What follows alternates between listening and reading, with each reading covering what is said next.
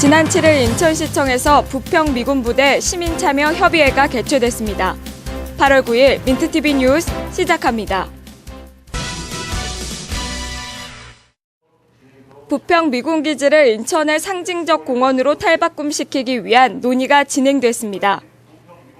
지난 7일 인천시청에서 부평 미군기지 시민참여협의회 위원 15명이 참석한 가운데 제4회 부평 미군기지 시민참여협의회가 열렸습니다. 이날 회의에서는 지난달 31일 인천시와 국방부가 체결한 주한미군 반환 공여지 관리 처분 협약 이후에 협의회 활동 방향을 논의했습니다. 이어 부평 미군기지는 대한제국 말기부터 역사성을 지녔기 때문에 기지 내 대형 건물들의 의미를 살려 보존 활용해야 한다고 강조했습니다. 구체적인 활용 방안으로는 가칭 시민미술관 또는 제2시립미술관 등의 문화시설을 조성해야 한다는 의견이 제시됐습니다. 이날 회의에서는 협의회가 단순 자문기구인지 의사결정 권한이 있는 기구인지 역할과 권한이 명확하게 정해져야 한다는 주장도 제기됐습니다.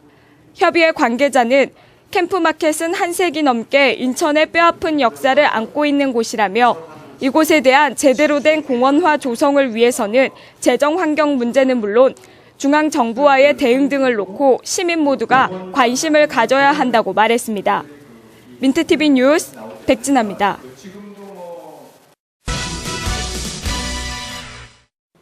인천시는 지난 2일 시청 대회의실에서 아르바이트 대학생 199명을 대상으로 송영길 시장과의 간담회를 가졌습니다.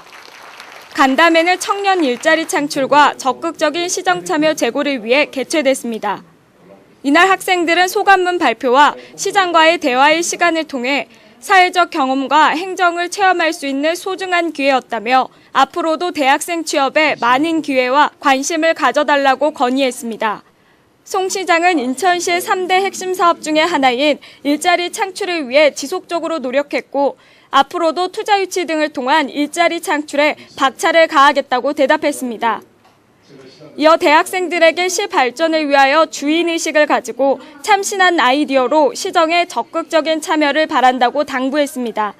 한편 시는 청년 일자리 창출을 위해 시청 및 사업소, 구청, 사회복지시설에서 근무하는 대학생 아르바이트 사업을 지속적으로 운영해 나갈 방침입니다. 민트TV 뉴스 백진아입니다.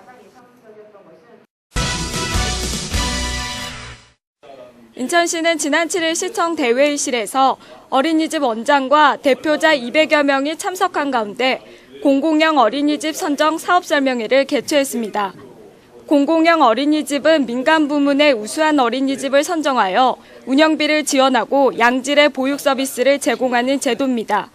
이번 설명회에서 한국보육진흥원 이원선 품질관리단장은 공공형 어린이집의 운영 취지와 목적, 신청서 작성 방법과 공공형으로 선정되기 위한 필요 요건 등을 설명했습니다.